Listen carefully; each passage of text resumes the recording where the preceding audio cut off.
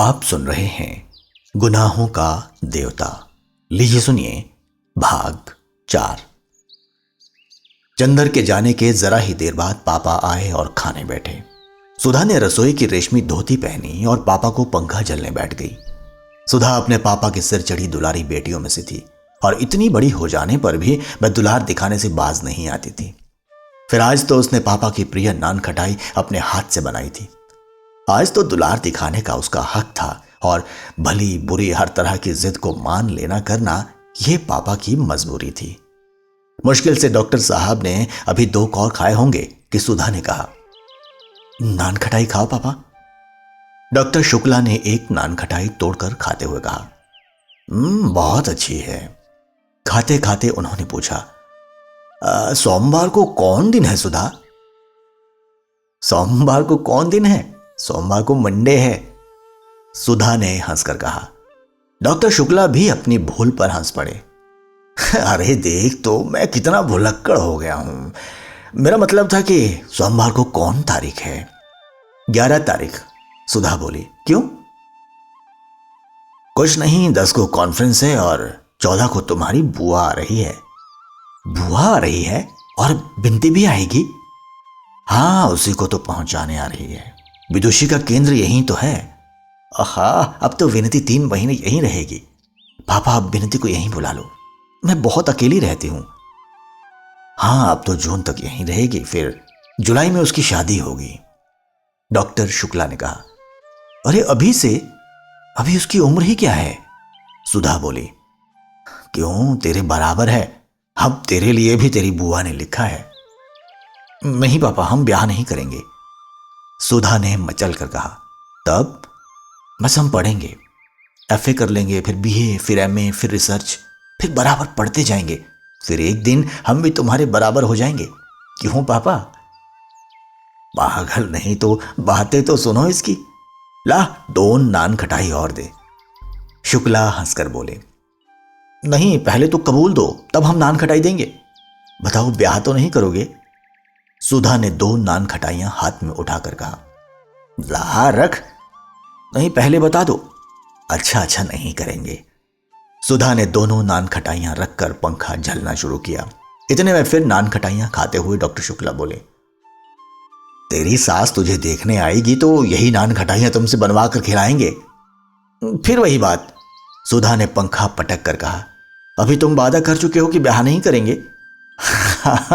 ब्याह नहीं करूंगा ये तो कह दिया मैंने, लेकिन तेरा ब्याह नहीं करूंगा ये मैंने कब कहा?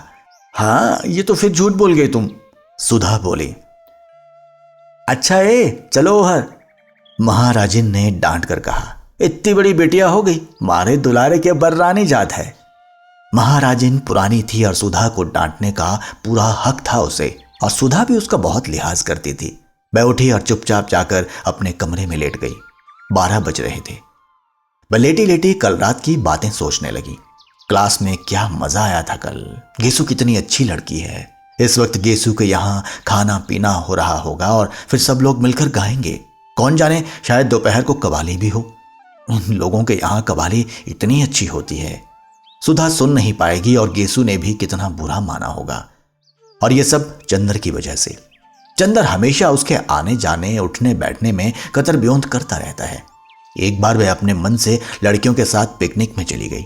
वहीं चंदर के बहुत से दोस्त भी थे। एक दोस्त ने जाकर चंदर से जाने क्या कह दिया कि चंदर उस पर बहुत बिगड़ा, और सुधा कितनी रोई थी उस दिन।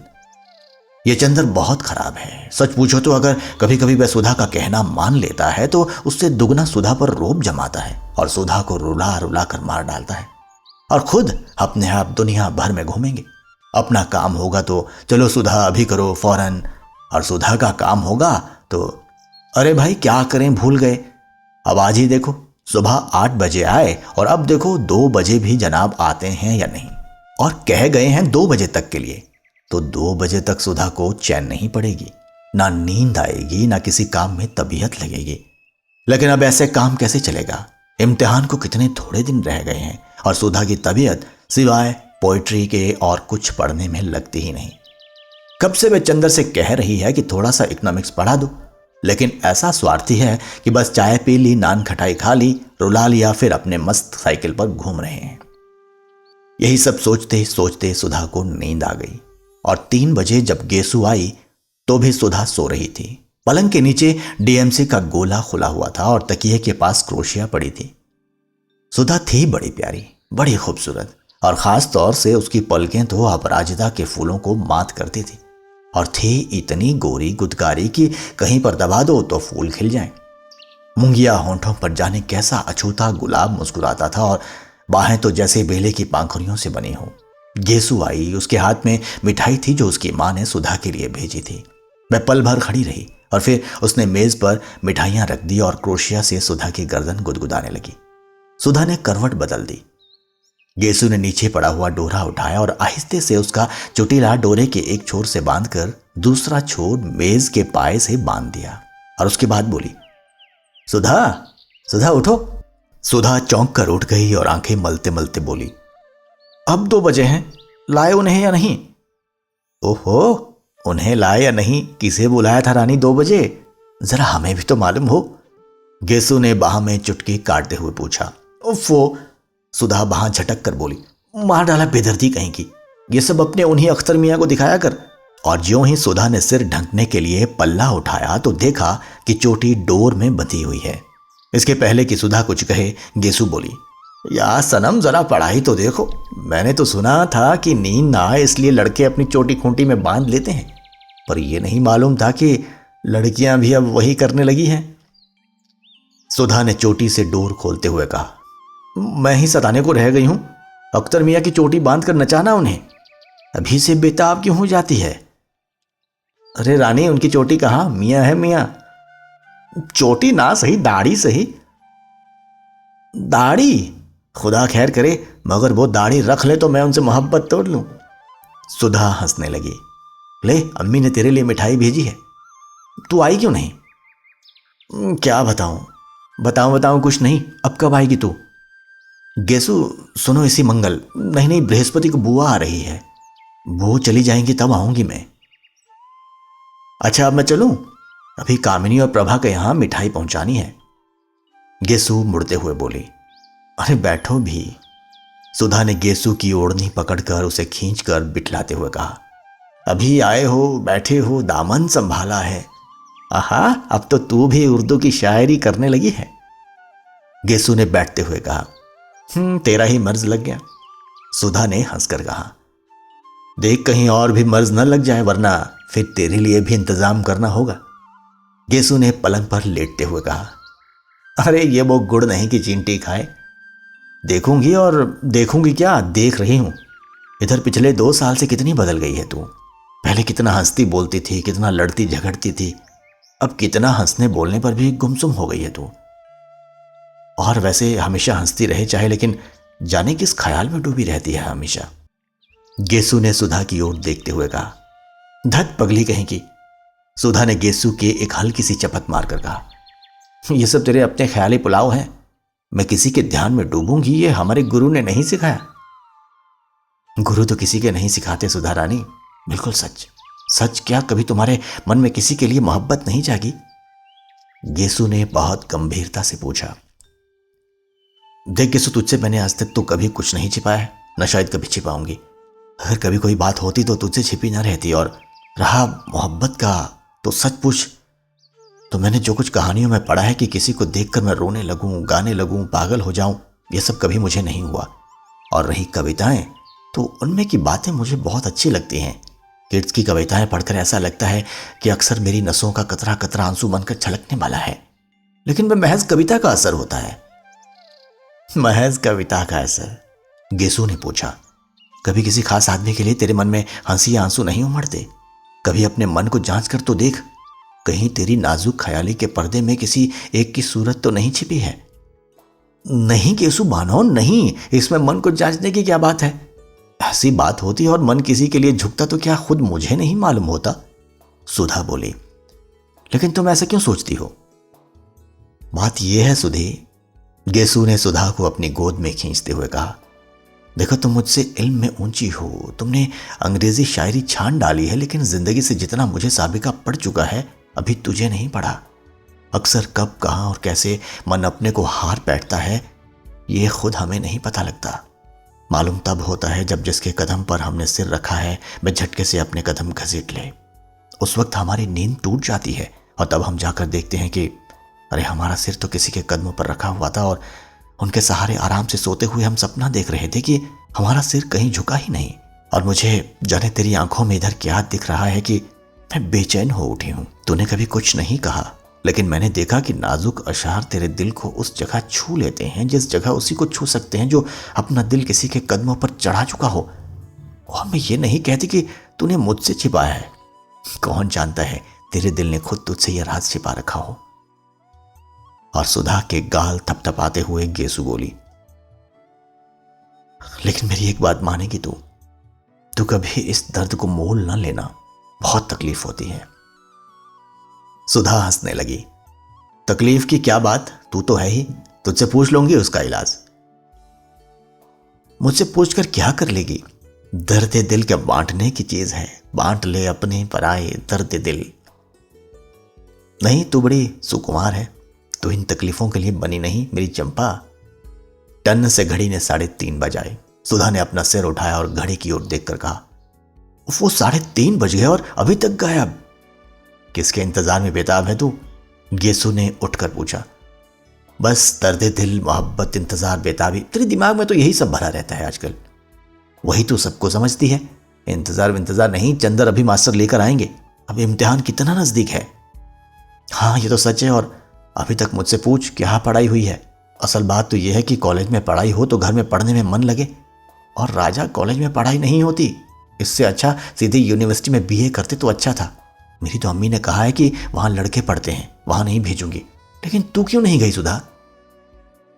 मुझे भी चंदर ने मना कर दिया था, सुधा बोली।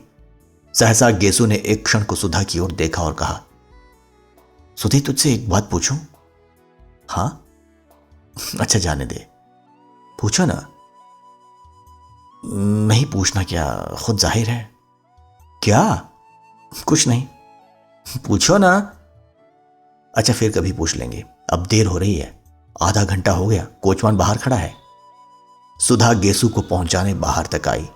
कभी हसरत को लेकर आओ, सुधा बोली। अब पहले तुम आओ, गेसु ने चलते चलते कहा। हाँ, हम तो बिंती को लेकर आएंगे और हसरत से कह देना तभी उसके लिए तोहफा लाएंगे। अच्छा सलाम।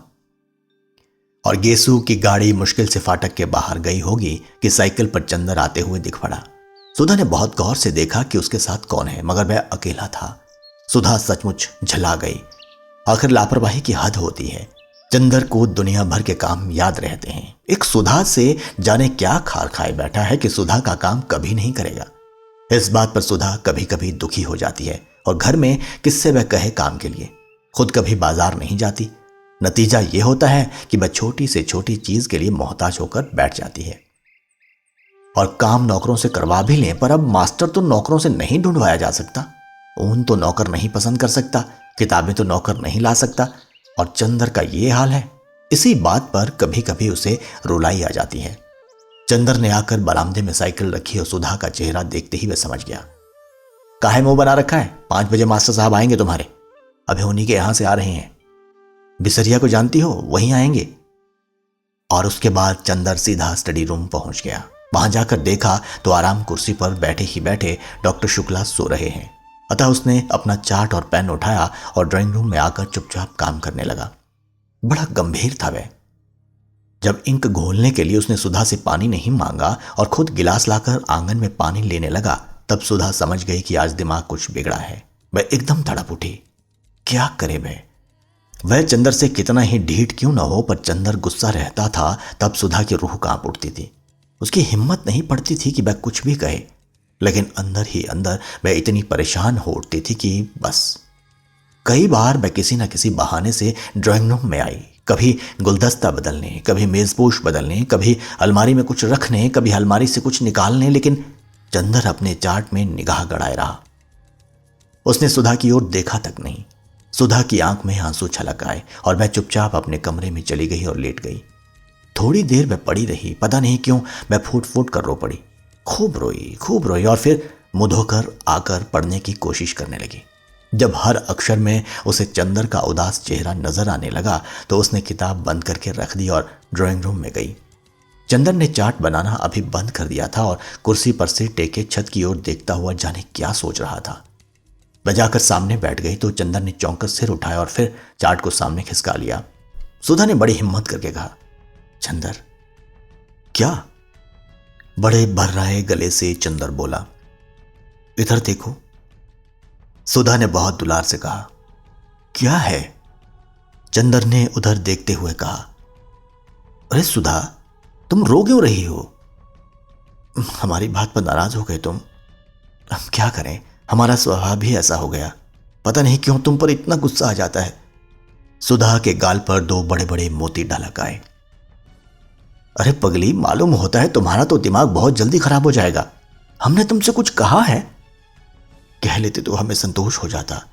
हमने कभी कहा तुमसे कि तुम कहा मत करो, गुस्सा मत हुआ करो?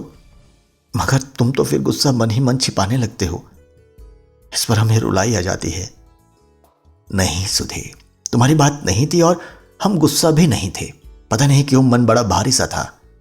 क्या बात है? अगर बता सको तो बताओ, वरना हम कौन है तुमसे पूछने वाले। सुधा ने बड़े करुण स्वर में कहा, तो तुम्हारा दिमाग खराब हुआ। हमने कभी तुमसे कोई बात छिपाई? जाओ अच्छी लड़की की तरह मुंह धोआओ। सुधा उठी और मुंह धोकर आकर बैठ गई। अब बताओ क्या बात थी? कोई एक बात हो तो बताएं। पता नहीं तुम्हारे घर से गए तो एक न एक ऐसी बात होती गई कि मन बड़ा उदास हो गया। आखिर फिर भी कोई बात तो हुई होगी। बात यह हुई कि तुम्हारे यहां से मैं घर गया खाना खाने। वहां देखा चाचा जी आए हुए हैं, उनके साथ एक कोई साहब और हैं। खैर बड़ी खुशी हुई। खाना वाना खाकर जब बैठे तो मालूम हुआ कि चाचा जी मेरा ब्याह तय करने के लिए आए हैं और साथ वाले साहब मेरे होने वाले ससुर हैं। जब मैंने इनकार कर दिया तो बहुत बिगड़ कर चले गए और बोले, हम आज से तुम्हारे लिए मर गए हैं और तुम हमारे लिए मर गए। तुम्हारी माताजी कहाँ हैं? प्रतापगढ़ में, लेकिन वो तो सौतेली हैं और वे तो चाहती ही नहीं कि मैं घर लौटूं। लेकिन चाचा जी जरूर आज तक मुझसे कुछ मोहब्बत करते थे। आज वह भी नाराज होकर चले गए। सुधा कुछ देर तक सोचती रही, फिर बोली, तो चंदर तुम शादी कर क्यों नहीं लेते? नहीं सुधा, शादी नहीं करनी है मुझे। मैंने देखा है जिसकी शादी हुई कभी कोई सुखी नहीं हुआ, सभी का भविष्य बिगड़ गया। और क्यों एक तवालत पाली जाए, जाने कैसी लड़की हो क्या हो। तो उसमें क्या, पापा से कहो उस लड़की को जाकर देख लें, हम भी पापा के साथ चले जाएंगे। अच्छी हो तो कर लो ना चंदर, फिर यहीं रहना, हमें अकेला भी नहीं लगेगा। क्यों? नहीं, तुम तो समझती नहीं हो। जिंदगी निभानी है कि कोई गाय भैंस खरीदना है। चंदर ने हंसकर कहा, आदमी एक दूसरे को समझे बूझे प्यार करे तब ब्याह के भी कोई मायने हैं। तो उसी से कर लो ना जिससे प्यार करते हो। चंदर ने कुछ जवाब नहीं दिया। बोलो, चुप क्यों हो गए? अच्छा, तुमने किसी को प्यार किया चंदर? क्यों? बताओ ना। शायद नहीं। बिल्कुल ठीक, हम भी यही सोच रहे थे अभी। सुधा बोली, क्यों? ये क्यों सोच रही थी? इसलिए कि तुमने किया होता तो तुम हमसे थोड़े ही छिपाते, हमें जरूर बताते, और नहीं बताया तो हम समझ गए अभी तुमने किसी से प्यार नहीं किया। लेकिन तुमने ये पूछा क्यों सुधा? ये बात तुम्हारे मन में उठी कैसे? कुछ नहीं, अभी गेसू आई थी। वे बोली, सुधा तुमने किसी से कभी प्यार किया है? असल में वे अख्तर को प्यार करती हैं, उससे उसका विवाह होने वाला है। हाँ, तो उसने पूछा कि तूने किसी से प्यार किया है? हमने कहा नहीं। बोली, तू अपने से छिपाती है। तो हम मन ही मन सोचते रहे कि तुम आओगे तो तुमसे पूछेंगे कि हमने कभी प्यार तो नहीं किया है, क्योंकि तुम ही एक हो जिससे हमारा मन कभी कोई बात नहीं छिपाता। अगर कोई बात छिपाई भी होती हमने तो तुम्हें जरूर बता देती। फिर हमने सोचा शायद कभी हमने प्यार किया हो और तुम्हें बताया हो, फिर हम भूल गए हो। अभी उसी दिन देखो, हम पापा की दवाई का नाम भूल गए और तुम्हें याद रहा। शायद हम भूल गए हो और तुम्हें मालूम हो। कभी हमने प्यार तो नहीं किया ना? नहीं, हमें तो कभी नहीं बताया। चंदर बोला, तब तो हमने प्यार वार नहीं किया। गेसु यूं ही गप उड़ा रही थी। सुधा ने संतोष की सांस लेकर कहा, लेकिन बस चाचा जी के नाराज होने पर तुम इतने दुखी हो गए हो जाने दो नाराज, पापा तो हैं अभी। क्या पापा मोहब्बत नहीं करते तुमसे? सो क्यों नहीं करते, तुमसे ज्यादा मुझसे करते हैं। लेकिन उनकी बात से मन तो भारी हो ही गया। उसके बाद गए बिसरिया के यहां। बिसरिया ने कुछ बड़ी अच्छी कविताएं सुनाई और भी मन भारी हो गया। चंदर ने कहा, लो तब तो चंदर तुम प्यार करते होंगे जरूर से। सुधा ने हाथ पटक कर कहा, क्यों? गेसु कह रही थी शायरी पर जो उदास हो जाता है वह जरूर मोहब्बत मोहब्बत करता है। सुधा ने कहा, अरे ये पोर्टिको में कौन है? चंदर ने देखा, लो बिसरिया आ गया। चंदर उसे बुलाने उठा तो सुधा ने कहा, अभी बाहर बिठलाना उन्हें, मैं तब तक कमरा ठीक कर लूं। बिसरिया को बाहर बिठाकर चंदर भीतर आया अपना चाट वगैरह समेटने के लिए। तो सुधा ने कहा, सुनो। चंदर रुक गया। सुधा ने पास आकर कहा, तो अब तो उदास नहीं हो तुम? नहीं चाहते मत करो शादी, इसमें उदास क्या होना? और कविता वविता पर मुंह बनाकर बैठे तो अच्छी बात नहीं होगी। अच्छा, चंदर ने कहा, अच्छा बच्चा नहीं, बताओ, तुम्हें मेरी कसम है उदास मत हुआ करो, फिर हमसे कोई काम नहीं होता। अच्छा उदास नहीं होंगे पगली, चंदन ने हल्की सी चपत मारकर कहा और बरबस उसके मुंह से एक ठंडी सांस निकली। उसने चाट उठाकर स्टडी रूम में रखा। देखा डॉक्टर साहब अभी सो ही रहे हैं। सुधा कमरा ठीक कर रही थी। मैं आकर बिसरिया के पास बैठ गया। थोड़ी देर में कमरा ठीक करके सुधा आकर कमरे के दरवाजे पर खड़ी हो गई। चंदर ने पूछा, क्यों सब ठीक है? उसने सिर हिला दिया, कुछ बोली नहीं। यही है आपकी शिष्या सुश्री सुधा शुक्ला, इस साल बीए फाइनल का इम्तिहान देंगी। बिसरिया ने बिना आंख उठाए ही हाथ जोड़ लिए। सुधा ने हाथ जोड़े, फिर बहुत सा कुचासी गई। चंदर उठा और बिसरिया को लाकर उसने अंदर बिठा दिया। बिसरिया के सामने सुधा और उसकी बगल में चंदर। चुप, सभी चुप। अंत में चंदर बोला, लो तुम्हारे मास्टर साहब आ गए, अब बताओ ना तुम्हें क्या क्या पढ़ना है। सुधा चुप। बिसरिया कभी ये पुस्तक उलटता कभी वह। थोड़ी देर बाद में बोला, आपके क्या विषय हैं? जी, बड़ी कोशिश से बोलते हुए सुधा ने कहा, हिंदी, इकोनॉमिक्स और गृह विज्ञान। और उसके माथे पर पसीना छलक आया। आपको हिंदी कौन पढ़ाता है? बिसरिया ने किताब में ही निगाह गड़ाए हुए कहा। सुधा ने चंदर की ओर देखा और मुस्कुराकर फिर मुंह झुका लिया। बोलो ना तुम खुद, ये राजा गर्ल्स कॉलेज में है, शायद मिस पवार हिंदी पढ़ाती हैं। चंदर ने कहा, अच्छा अब आप पढ़ाइए, मैं अपना काम करूं। चंदर उठकर चल दिया। स्टडी रूम में मुश्किल से चंदर दरवाजे तक पहुंचा होगा कि सुधा ने बिसरिया से कहा, जी मैं पेन ले आऊं, और लपकती हुई चंदर के पास पहुंची। हे सुनो चंदर। चंदर रुक गया और उसका कुर्ता पकड़कर छोटे बच्चों की तरह मचलते हुए सुधा बोली, तुम चलकर बैठो तो हम पढ़ेंगे, ऐसी शर्म लगती है। जाओ चलो, हर वक्त वही बचपना। चंदर ने डांट कर कहा, चलो पढ़ो सीधे से, इतनी बड़ी हो गई अभी तक वही आदतें। सुधा चुपचाप मुंह लटका कर खड़ी हो गई, फिर धीरे धीरे पढ़ने लग गई। चंदर स्टडी रूम में जाकर चार्ट बनाने लगा। डॉक्टर साहब अभी तक सो रहे थे। एक मक्खी उड़कर उनके गले पर बैठ गई और उन्होंने बाएं हाथ से मक्खी मारते हुए नींद में कहा, मैं इस मामले में सरकार की नीति का विरोध करता हूं। चंदर ने चौंक कर पीछे देखा। डॉक्टर साहब जग गए थे और जमाहियां ले रहे थे। जी आपने मुझसे कुछ कहा? चंदर ने पूछा। नहीं, क्या मैंने कुछ कहा था? ओह, मैं सपना देख रहा था। क्या बज गए? 5:30। अरे बिल्कुल शाम हो गई। डॉक्टर साहब ने बाहर देखकर कहा, अब रहने दो कपूर, आज काफी काम किया है तुमने, चाय मंगवाओ। सुधा कहाँ है? पढ़ रही है, आज से उसके मास्टर साहब आने लगे हैं। अच्छा, जाओ उन्हें भी बुला लाओ और चाय भी मंगवा लो, उसे भी बुला लो, सुधा को। चंदर जब ड्राइंग रूम में पहुंचा तो देखा सुधा किताबें समेट रही हैं और बिसरिया जा चुका है। उसने सुधा से कहना चाहा, लेकिन सुधा का मुंह देखते ही उसने अनुमान किया कि सुधा लड़ने के मूड में है। अतः वह स्वयं ही जाकर महाराजन से कह आया कि 3 प्याला चाय पढ़ने के कमरे में भेज दो। जब वह लौटने लगा तो खुद सुधा ही उसके रास्ते में खड़ी हो गई और धमकी के स्वर में बोली, अगर कल से साथ नहीं बैठोगे तुम तो हम नहीं पढ़ेंगे। हम साथ नहीं बैठ सकते, चाहे तुम पढ़ो या ना पढ़ो, चंदन ने ठंडे स्वर में कहा और आगे बढ़ा। तो फिर हम नहीं पढ़ेंगे, सुधा ने जोर से कहा। क्या बात है, क्यों लड़ रहे हो तुम लोग? डॉक्टर शुक्ला अपने कमरे से बोले। चंदर कमरे में जाकर बोला, कुछ नहीं, ये कह रही हैं कि। पहले हम कहेंगे, बात काटकर सुधा बोले। पापा, हमने इनसे कहा कि तुम पढ़ाते वक्त बैठा करो, हमें बहुत शर्म लगती है। ये कहते हैं पढ़ो चाहे ना पढ़ो, हम नहीं बैठेंगे। अच्छा अच्छा, जाओ चाय लाओ। जब सुधा चाय लाने गई तो डॉक्टर साहब बोले, कोई विश्वास पात्र लड़का है अपने घर की लड़की समझकर सुधा को सौंपना पढ़ने के लिए? सुधा अब बच्ची नहीं है।